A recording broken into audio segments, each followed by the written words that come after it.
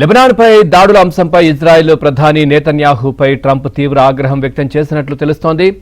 దాడుల విషయంపై జరిగిన ఫోన్ సంభాషణల్లో నెతన్యాహుకు ట్రంప్ క్లాస్ తీసుకున్నట్లు, అసలు ఏం చేస్తున్నారో తెలుసా అంటూ నెతన్యాహుపై ఫైర్ అయినట్లు అమెరికా మీడియాలో కథనాలు వినిపిస్తున్నాయి. తాను లేకపోతే ఇప్పటికే జైల్లో ఉండేవాడినంటూ నెతన్యాహుపై తీవ్ర ఆగ్రహం వ్యక్తం చేసినట్లు సమాచారం. ఇజ్రాయెల్ చర్యల కారణంగానే ప్రపంచవ్యాప్తంగా తమ దేశం పట్ల వ్యతిరేకత పెరిగిందంటూ ట్రంప్ నెతన్యాహుపై మండిపడినట్లు అమెరికన్ మీడియా కథనాలు వెలువరించింది.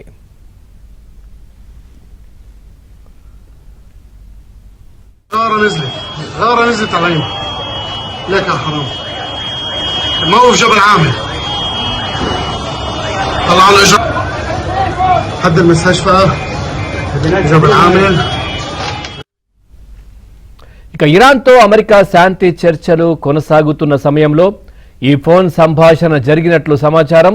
లెబనాన్పై దాడులు కొనసాగితే వాషింగ్టన్తో దౌత్య ప్రక్రియలకు అంతరాయం కలగవచ్చని ఇరాన్ హెచ్చరించిన నేపథ్యంలో ట్రంప్ నేరుగా నెతన్యాహుతో మాట్లాడినట్లు తెలుస్తోంది.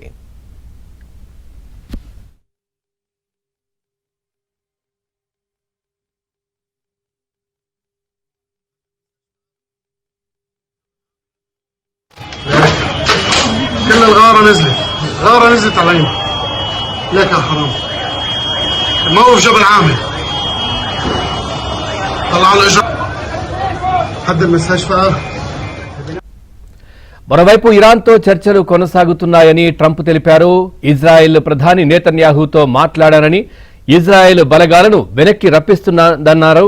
అటు హెజ్బుల్లా కూడా కాల్పుల విరమణకు అంగీకరించిందన్నారు ట్రంప్. ఇదే విషయానికి సంబంధించి మరింత సమాచారాన్ని మా ఢిల్లీ బ్యూరో చీఫ్ కృష్ణ తెలుసుకుందాం. Krishna, good morning. పూర్తి డీటెయిల్స్ ఏంటి దీనికి సంబంధించి? Good morning Pavan. Donald Trump అదేవిధంగా ఇజ్రాయెల్ ప్రధాని బెంజమిన్ నెతన్యాహు మధ్యప్రాచ్యం విషయంలో కొంత విభేదాలు వచ్చినట్లుగా సమాచారం అందుతోంది. డొనాల్డ్ ట్రంప్ తన మొదటి పదవీ కాలంలో ఇజ్రాయెల్ కు అత్యంత గట్టి మద్దతుదారుడిగా నిలిచారు. జెరూసలంను ఇజ్రాయెల్ రాజధానిగా గుర్తించడం, అబ్రహాం ఒప్పందాలు కుదర్చడం వంటి చర్యలతో కూడా నెతన్యాహుకు ఆయన ఆప్త మిత్రుడయ్యారు. అయితే రెండోసారి అధికారంలోకి వచ్చాక కూడా ఇరాన్ విషయంలో ఇద్దరు ఆలోచనలు ఒకేలా ఉంటాయని కూడా భావించారు. కానీ ఇటీవల వీరిద్దరి మధ్య తీవ్రమైనటువంటి విభేదాలు బయటపడ్డాయి. నిన్న జరిగినటువంటి ఒక ఫోన్ కాల్లో లెబనాన్ పైన ఇజ్రాయెల్ సైనిక చర్యలను విస్తరించడం, ముఖ్యంగా బీరూట్ పై దాడులు చేయాలని నెతన్యాహు భావించడం పట్ల ట్రంప్ తీవ్ర ఆగ్రహం వ్యక్తం చేశారు. అయితే ట్రంప్ నెతన్యాహుతో అత్యంత కఠినమైనటువంటి పదజాలం, అంటే ఉదాహరణకి నువ్వేం చేస్తున్నావు, నా వల్లే నువ్వు జైలుకి వెళ్లకుండా బయట ఉన్నావు, ఇప్పుడు అందరూ నిన్ను ఇజ్రాయెల్ ను ద్వేషిస్తున్నారు, ఇటువంటి పదాలతో ఆయన్ను మందలించినట్టుగా తెలుస్తుంది. నిజానికి ఈ అమెరికా మధ్యవర్తిత్వంతో లెబనాన్ ఇజ్రాయెల్ మధ్య కుదిరినటువంటి తాత్కాలిక కాల్పుల విరమణను కాపాడుకోవాలని ట్రంప్ చూస్తున్నారు. కానీ నెతన్యాహు మాత్రం హిజ్బుల్లా ముప్పు పూర్తిగా తొలగిపోయే వరకు కూడా దాడులు ఆపుకోమని చెబుతున్నారు. ట్రంప్ ప్రస్తుతం ఇరాన్ తో ముఖాముఖి దౌత్యపరమైనటువంటి చర్చలు జరిపి ఒక పెద్ద ఒప్పందాన్ని కుదుర్చుకోవాలని చూస్తున్నారు. అయితే సైనిక ఒత్తిడి ద్వారానే ఇరాన్ ను అణచివేయాలని నెతన్యాహు భావిస్తున్నారు. ట్రంప్ దౌత్య ప్రయత్నాలకు ఇజ్రాయెల్ సైనిక చర్యలు అడ్డుపడటంతో ఈ గొడవ దారితీసినట్లుగా మనకు అర్థమవుతుంది. అయితే పవన్, ఈ ఘర్షణ కేవలం ఇద్దరు నాయకుల వ్యక్తిగత విభేదం కాదు, ఇది అమెరికా ఇజ్రాయెల్ దేశాల భవిష్యత్ వ్యూహాల మధ్య జరుగుతున్నటువంటి ఘర్షణగా మనం చూడొచ్చు. ఇదివరకు బరాక్ ఒబామా, జో బైడెన్ తో నెతన్యాహుకు వచ్చినటువంటి విభేదాలు పాలస్తీనా రాష్ట్రం, మానవ హక్కులు వంటి భావజాలపరమైనవి. కానీ ట్రంప్ తో వస్తున్నటువంటి విభేదం పూర్తిగా భిన్నమైందని చెప్పొచ్చు. ట్రంప్ ఇజ్రాయెల్ రక్షణ వ్యతిరేకించడం లేదు, కానీ యుద్ధం ద్వారా సాధించాల్సినటువంటి సైనిక లక్ష్యాలు ఇప్పటికే పూర్తయ్యాయి. ఇప్పుడు వాటిని శాంతి ఒప్పందాలుగా మార్చుకోవాల్సిన సమయం వచ్చిందని ట్రంప్ నమ్ముతున్నారు. అయితే ట్రంప్ తనను తాను ఒక గొప్ప డీల్ మేకర్ గా భావిస్తున్నారు. ఈ మధ్యప్రాచ్యంలో యుద్ధాన్ని ఆపి ఒక పెద్ద ప్రాంతీయ శాంతి ఒప్పందాన్ని తీసుకురావడం ద్వారా తన రెండో పదవి కాలంలో చారిత్రాత్మక విజయం సాధించాలని కూడా ఆయన లక్ష్యంగా పెట్టుకున్నారు.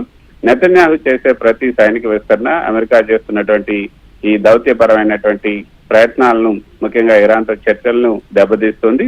అందుకే ఈ వివాదం తలెత్తినట్టుగా మనకు అర్థమవుతుంది.